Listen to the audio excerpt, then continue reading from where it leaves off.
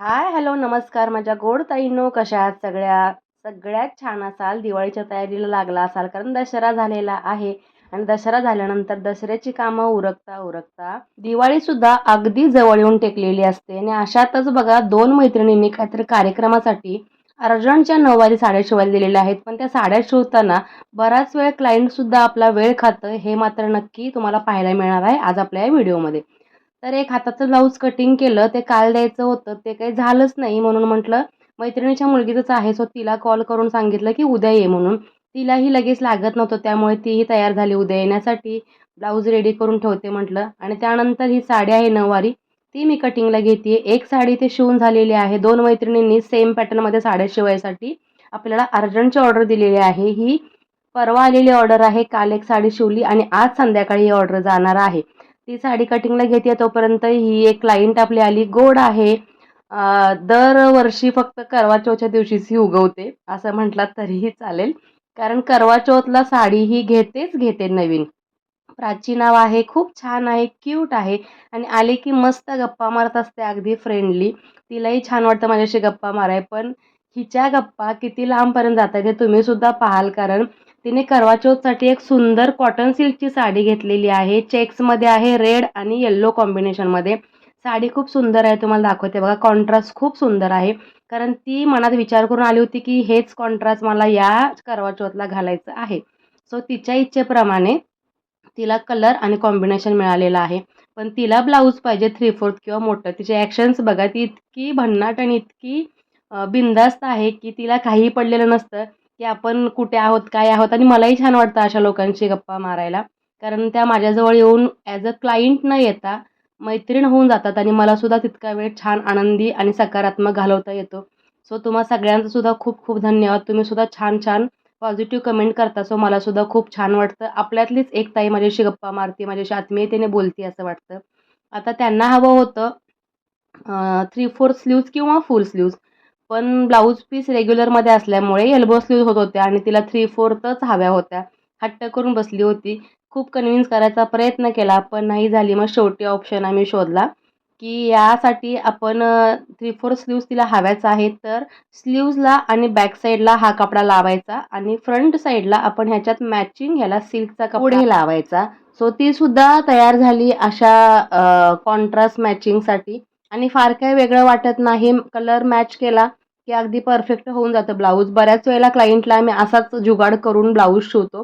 कारण colour match झाला आणि कपडा व्यवस्थित मिळाला सिल्कमध्ये. फक्त सिल्क कपडा हवा, कॉटन सिल्क म्हणा, चंदेरी सिल्क म्हणा, जो तुम्हाला तुमच्या कपड्याला मॅच करेल तो लावायचा आहे. तुम्हाला सुद्धा कधी क्लायंट आलं आणि त्यांना अशी काही डिमांड असेल, रिक्वायरमेंट असेल आणि ब्लाऊज पीसामध्ये होत नसेल, तर तुम्ही सुद्धा त्यांना अशी आयडिया देऊ शकता.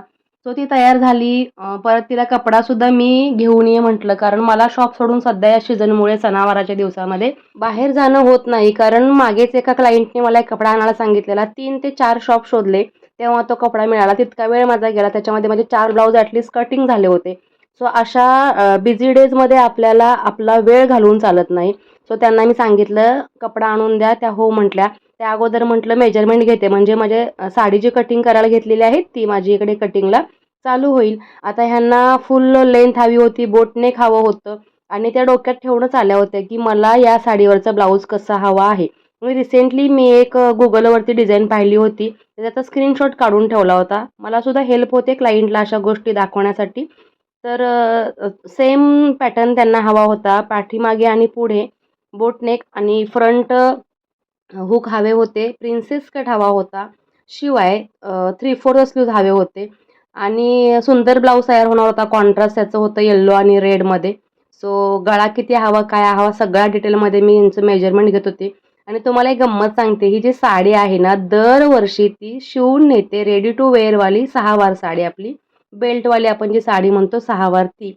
कारण हिला ना साडी घालताच येत नाही. आहे खूप गोड, साडी घालायची प्रचंड इच्छा असते. याच मॅडमचा एक तुम्हाला गोड किस्सा सांगते लास्ट इयरचा. तिने करवा चौथच्या अगोदर साडी शिवायला दिली आणि 1 महिनाभर ती आलीच नाही. करवा चौथ होऊन गेला तरी ती आली नाही, कारण तिला गावी जावं लागलं आणि तिकडेच तिने करवा चौथ सेलिब्रेट केला.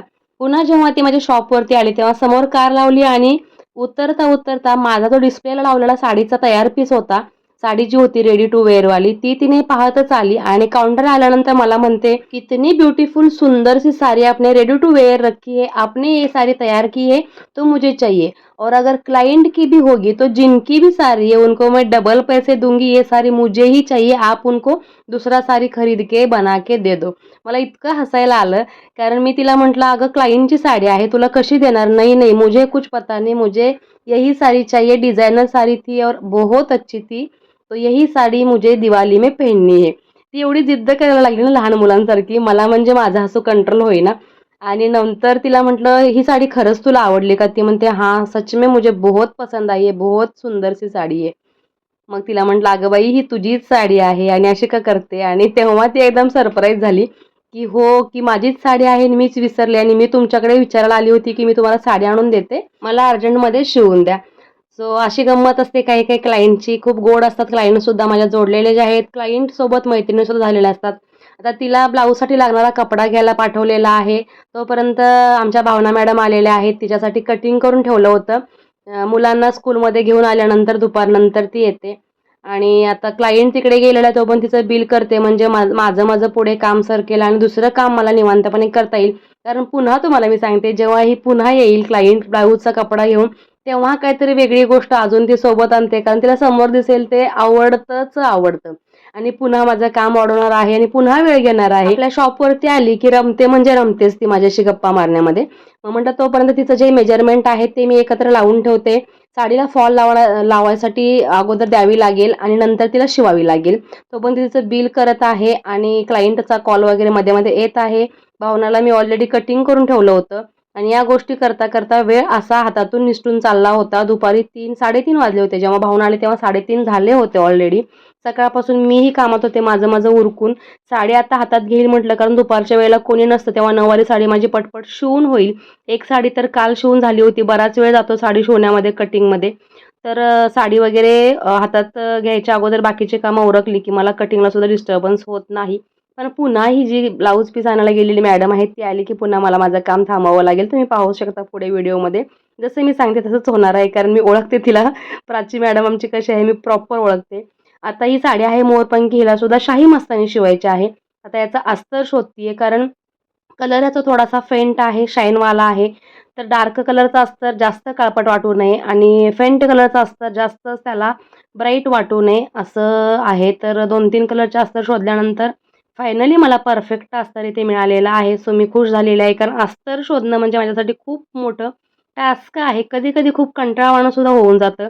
खूप सारे कलर असे असतात की ते काही केल्या मॅच होत नाहीत. थोडेसे वेगळे रेअर कलरमध्ये असतात ते कलर आहेत. सो इथे आता साडीचं अस्तर काढते. आता तुम्ही म्हणाल की साडी शिवताना शाही मस्तानी साडीला अस्तर किती लागतं? तर शाही मस्तानी साडीला कमीत कमी 2 ते 2.25 मीटर अस्तर लागतं. हाईट जास्त असेल तर 2.25 मीटर लागतं आणि स्टँडर्ड हाईट असेल क्लायंटची तेव्हा 2 मीटर लागतं.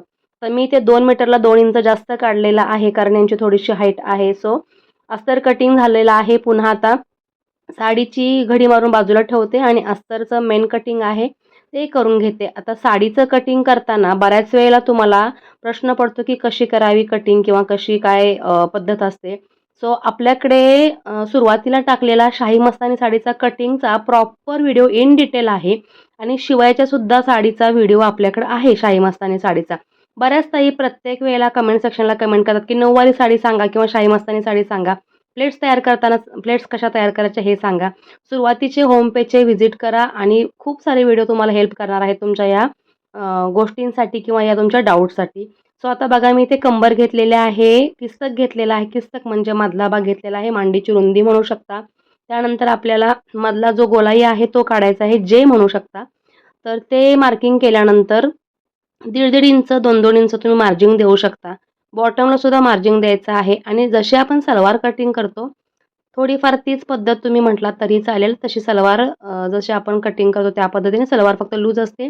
त्याचं थोडंसं माप परफेक्शनमध्ये असतं. सो तो व्हिडिओ तुम्ही पाहिलात की तुम्हाला इन डिटेल सगळ्या गोष्टी लक्षात येतील. तुम्ही सुद्धा शाही मस्तानी साडी पहिल्याच प्रयत्नांमध्ये शिवू शकता, ही मला गॅरंटी आहे.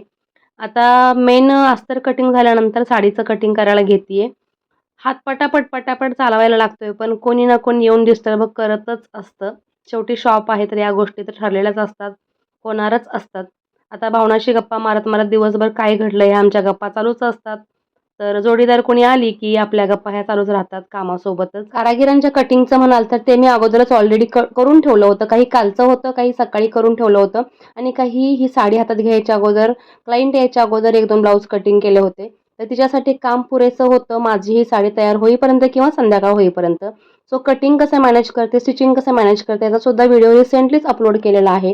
तुम्ही जर अजून पाहिला नसाल तर नक्कीच पहा. कारण तुम्ही जर हा बिझनेस करत असाल घरून म्हणा किंवा स्वतःचं शॉप असेल, तर तुम्हाला त्याचा नक्कीच फायदा होणार आहे. सणाच्या दिवशी, सणासुदीच्या दिवशी काम कमी आणि क्लायंटला अटेंड करणं जास्त होतं. अशा वेळेला आपण आपला टाईम मॅनेज करत घेतलेल्या ऑर्डर पूर्ण तरी करणं आलं, तर त्या ऑर्डर पूर्ण कशा करायच्या हा सविस्तर व्हिडिओ अपलोड केलेला आहे. सो तुम्ही सुद्धा ते पाहू शकता, की कारागीर सांभाळता सांभाळता आपलं काम म्हणजेच आपण कटिंग करून दिल्यानंतर स्टिचिंग सुद्धा आपल्याला करायचं असेल, तर दोन्ही गोष्टी आपण कशा मॅनेज कराव्या किंवा कोणत्या वेळी कोणतं काम करावं. बऱ्याचदा आपल्याला कमेंट करतात, की कटिंगचं परफेक्ट टाईम कोणतं ठेवावं, सकाळी की संध्याकाळी की दुपारी. आता संध्याकाळी म्हणाल तर आपल्याला क्लायंटची ये असते, सो त्यावेळेला कंटिन्यू कटिंग होणं थोडंसं मुश्किल असतं. याच्यावरती एक सविस्तर स्पेशल व्हिडिओ घेऊन तुमच्या भेटीला मी लवकरच येणार आहे. आता कामाचे दिवस चालू आहेत त्यामुळे कधी कोणता व्हिडिओ येईल हे सांगू शकत नाही.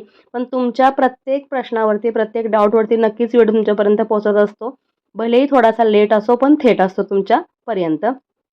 सो आता बघा, साडीचं कटिंग करता करता पुन्हा प्राची मॅडम आमच्या आलेल्या आहेत. आता कपडा सुंदर भेटलेला आहे. तिला मी शॉप सांगितलं होतं कुठल्या शॉपला जायचं आणि कोणत्या शॉपमधून घ्यायचं. तर बघा, जसं मी सांगितलं होतं, की तुम्ही म्हणाल, की तुम्ही तुमच्या क्लायंटला किती ओळखता? तर खरं सांगते ना, तिने बघा एक सुंदर अशी लेस आणलेली आहे. तिला ती आवडली. आता 1 मीटर लेस आणलेली आहे आणि तिचं म्हणणं आहे, की साडीच्या पूर्ण बेल्टला, सीटच्या घेरला लेस आणि पूर्ण स्लीव्हजला लावायची आहे. तर ती किती पुरणार नाही. एकतर बेल्टला पुरेल किंवा स्लीव्हजला पुरून थोडीशी शिल्लक राहील. मग तिला मी म्हटलं, की मी बेल्टला लावेन आणि स्लीव्हजला लावायला कमी पडली तर मी आणेल. कारण माझ्या शेजारीच एक शॉप आहे, तिथून मी ह्या गोष्टी माझ्याकडे नसतील तर अवेलेबल त्यांच्याकडे असतात, तिथून आणते. आता हे सांगता सांगता मॅडम घसरली 3/4 वरून फुल स्लीव्हजवरती. सो ते सुद्धा मी क्लिअर केलं, की 3/4 स्लीव्हज होणार आहेत, फुल स्लीव्हज होणार नाहीत. म्हटली ओके ठीक आहे. त्यानंतर मग तिचं बाकीचं काय काय होतं ते डाऊट क्लिअर झाले. तिला ब्लाऊज दाखवला, की कपडा वेगळा लावल्यानंतर तिला ब्लाऊज व्यवस्थित वाटेल की वेगळा वाटेल हा डाऊट होता. सो हा एक मोठ्या मापाचा ब्लाऊज होता आणि हे जे क्लायंट आहे माझं, त्यांना बऱ्याचदा पुढच्या बाजूला वेगळा कपडा लावायला लागतो. त्यामुळे त्यांना बिनधास्त आता सवय झालेली आहे, काही वाटत नाही. 19-20 कधी-कधी कलर असतो, कधी-कधी परफेक्ट मिळतो. सो आता या गोष्टी यूज टू झालेल्या आहेत. त्यामुळे क्लायंटसुद्धा समजून घ्यायला फार वेळ लागत नाही. फार वेळ मला सुद्धा त्यांना कन्व्हिन्स करायला लागत नाही. रेग्युलरच्या क्लायंटला पण नवीन एखादा क्लायंट असेल, तर त्यावेळेला मात्र खूप वेळ आणि खूप पॉवर द्यायला लागते त्यांना कन्व्हिन्स करण्यासाठी. आणि तेव्हा कुठं त्या हो नाही, हो नाही करून तयार होतात. तर हिच्याशी बाकीच्या गप्पा चालूच आहेत. लास्ट इयर तिने साडी शिवलेली तशीच तिला साडी शिवून हवी आहे. सुंदर झाली पाहिजे, असं तिचं वारंवार म्हणणं आहे. आणि त्यानंतर तिला एवढ्या सगळ्या गोष्टी घेतल्यानंतर बार्गेनिंग करायची सवय आहे. ती प्रत्येकीला असते. प्रत्येक गृहिणीला बार्गेनिंग करण्याची सवय असावी, असं मलाही वाटतं. त्यानंतर तिला पुन्हा आपल्या जे बिल होतं त्याच्यासाठी कन्व्हिन्स केलं. तिला समजावून सांगितलं.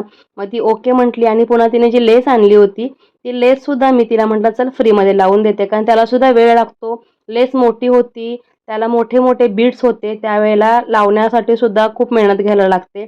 तुम्ही जर हे काम करत असाल तर नक्कीच तुम्हाला माहीत असेल, की प्रत्येक गोष्ट अटॅच करण्यासाठी तयार होता होता, शिलाई करता करता फार वेळ जातो, फार मेहनत लागते आणि कधी-कधी तर मशीन न फिरवता हाताने मशीन फिरवायला लागते. कारण इतकी लेसला स्टोन वगैरे असतात. मोठे-मोठे बीड्स असले की ते आपल्या सेटिंगमध्ये जाऊ नयेत, सुई वगैरे तुटू नये. कधी-कधी दाबखाली सुद्धा ती लेस बसत नाही जाड असेल तर. तर अशीच काही लेस यांनी आणली होती. सो त्यांना ती मी फ्री लावून देते म्हटलं. मग ती तयार झाली. शेवटी कन्व्हिन्स झाली. तिने थोडंसं ॲडव्हान्स दिलं आणि मग हे क्लायंट कंप्लीट झाल्यानंतर आता मला पुढचं काम कंटिन्यू करायचं आहे. तुम्ही पाहताय जसं मी म्हटलं होतं, मॅडम खूप वेळ घेतात आमच्या.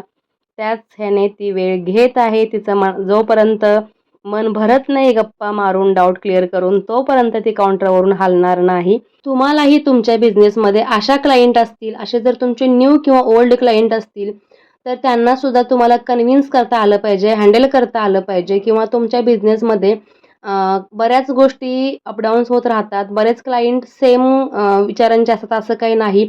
समोरचं क्लायंट एक कदाचित थोडंसं जास्त किरकिरे म्हणू शकता किंवा जास्त बार्गेनिंग करणारे किंवा जास्त विचार करणारे असू शकतं.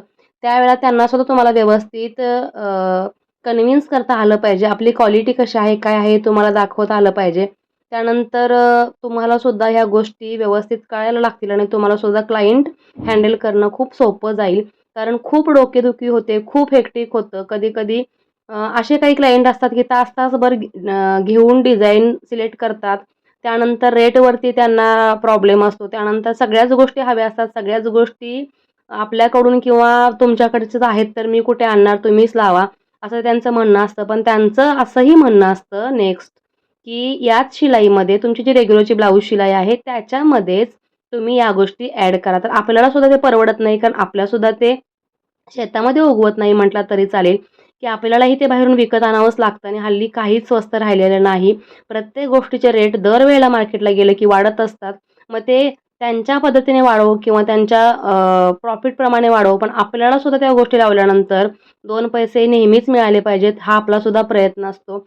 त्यामुळे आपल्याला सुद्धा क्लायंटना व्यवस्थित कन्व्हिन्स करता येणं खूप गरजेचं आहे आणि बिझनेस म्हटलं की खूप प्रामाणिकपणे करावा लागतो. तिथे तुम्हाला प्रत्येक शॉपचे जे रेट आहेत गोष्टींचे, तयार गोष्टींचे किंवा ह्या वरून लावलेल्या डेकोरेशनच्या गोष्टी आहेत त्यांचे, तर ते सुद्धा मॅच झाले पाहिजेत. हा सुद्धा विचार तितकाच महत्त्वाचा आहे, तो करावा लागतो.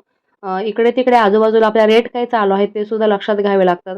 तुम्ही म्हणाल का आता तुमचे रेट कसे आहेत किंवा काय आहे, तर त्याच्यावरती सुद्धा व्यवस्थित एक व्हिडिओ डिटेलमध्ये बनवलेला आहे, की मी ब्लाऊजचे रेट कसे घेते, ब्लाऊजना रेट कसे घ्यावे, डिझाईन्सवरती कसे रेट ठरवावे. आपले शिलाई प्लस डिझाईन्स असेल तर क्लायंटना कसं ते क्लिअर करून सांगावं, त्यांना कसं कन्व्हिन्स करावं त्या गोष्टीसाठी किंवा एखाद्याला डाऊट असेल तर त्या ताईंचा डाऊट कसा क्लिअर करावा. या सगळ्या गोष्टी या व्हिडिओमध्ये सविस्तर सांगितलेल्या आहेत. तुम्ही जर तो पाहिला नसाल तर नक्कीच पहा. आता कटिंग माझं संपत आलेलं आहे. थोडंफार इकडे-तिकडे राहिलेलं आहे. ते करता-करता आमच्या दुसऱ्या मॅडमसुद्धा आलेल्या आहेत. तर ती सुद्धा बिचारी मुलगीला शाळेत सोडून घेऊन तिला घरी सोडून मग येते. धावपळ बऱ्याच ताईंची होते. कारण आपल्याला काहीतरी करायचं असेल की धावपळ होतेच, ह्याच्यात तर डाऊट नाही. आल्या-आल्या बघा ती अजिबात बसली नाही. साड्या कुठे आहेत, काय आहेत, हे लगेच ती कामाला घेतल्या. कारण ऑलरेडी तिलासुद्धा यायला 4 वाजले होते. तिथून पुढे काम करणार कधी आणि परत तिला 6:30ला वगैरे जायचं असतं. तर तेवढ्या वेळामध्ये आपलं काम पटपट झालं पाहिजे, हाच हेतू असतो. आता तिला ज्या अर्जंटच्या साड्या होत्या, त्या साड्यांचे फॉल काढायला लावलेले आहेत. म्हणजे ती फॉल पिको करायला साड्या एका बॅगमध्ये काढून भरून ठेवल्या, की तिला पुढचं काम करायला इझी जाईल. सो प्रत्येकजण आल्यानंतर इथे बघा अजिबात बसत नाही, आराम करत नाही. आपापलं काम आहे ते कंटिन्यू चालू ठेवतं. कोणाला काही सांगायला लागत नाही, की हे तुला करायचं आहे, ते तुला करायचं आहे. कारण प्रत्येकीला माहीत असतं, की मला तिथे जाऊन काय करायचं आहे, ताईने काय ठेवलं असेल माझ्यासाठी.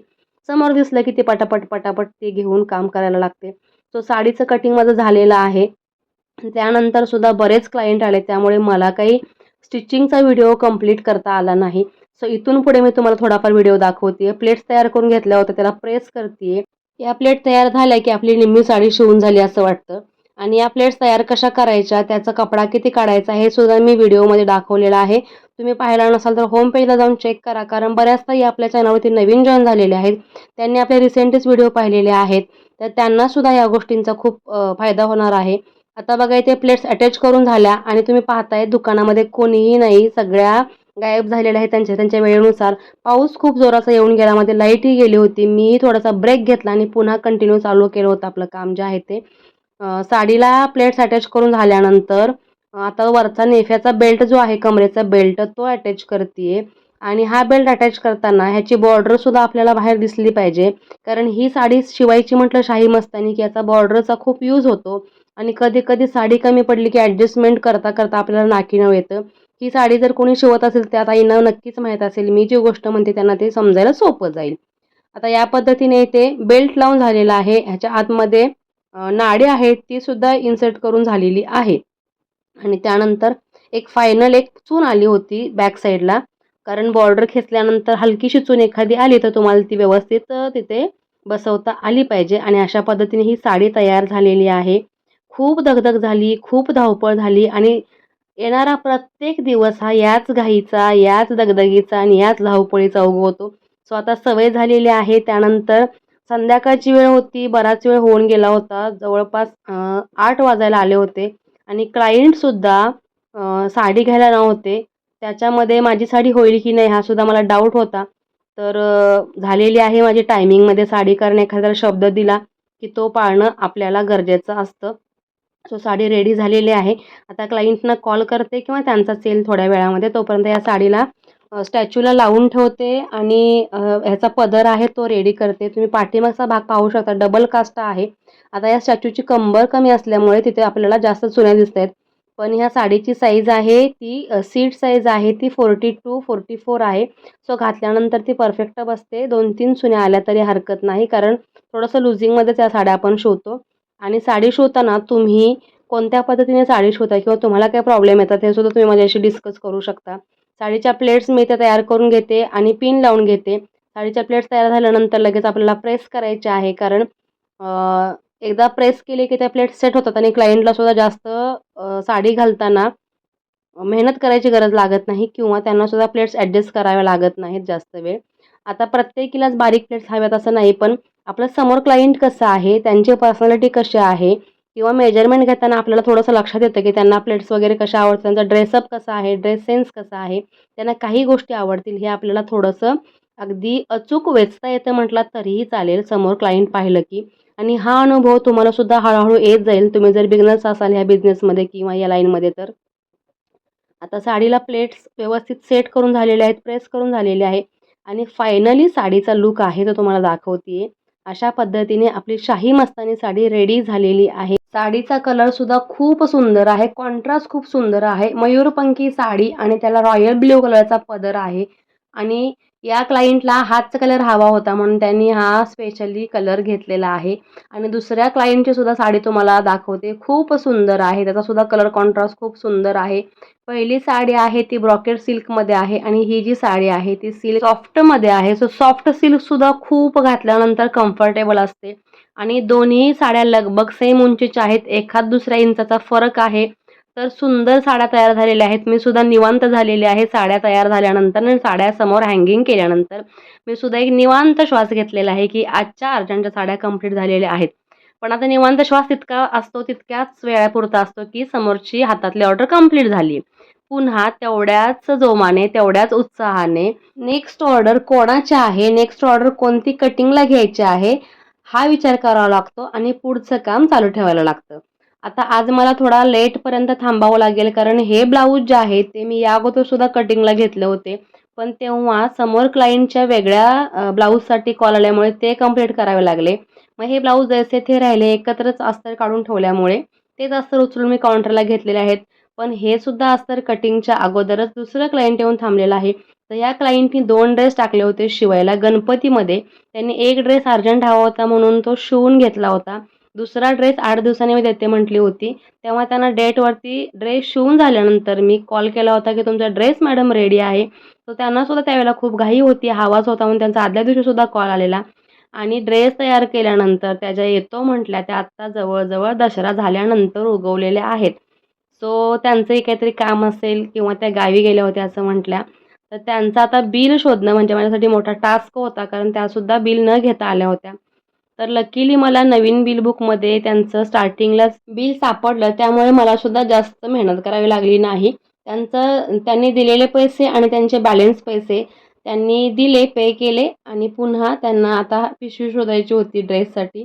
कारण असंच आपण देऊ शकत नाही. एखादी ॲडजस्टमेंट म्हणून का होईना पिशवी आपल्याला द्यावीच लागते, बॅग आपल्याला द्यावीच लागते. क्लायंटची असेल तर हरकत नाही, पण त्यांच्याकडे नसल्यानंतर आपल्याला काहीतरी ॲडजस्टमेंट करावी लागते. सो त्यांना ड्रेस दिल्यानंतर पुन्हा मी कटिंगला घेते कारण कटिंग म्हटलं की संध्याकाळची वेळ कधीच निवांत नसते. बराच वेळ झाला होता थोडंफार कटिंग उरकून मी आता घरी जायच्या तयारीत होते, कारण दिवसभर कंटाळा आला होता आणि ह्या ज्या बॅग्स ह्या साड्या दिसतायत, हा पसारा दिसतोय, हा आज आलेला सगळा वर्कलोड आहे. दिवाळीमुळे कामं खूप वाढत आहेत. सो व्हिडिओ आवडला असेल तर लाईक करा, शेअर करा, सबस्क्राईब करा. असेच व्हिडिओ पाहण्यासाठी पुन्हा भेटू. बाय.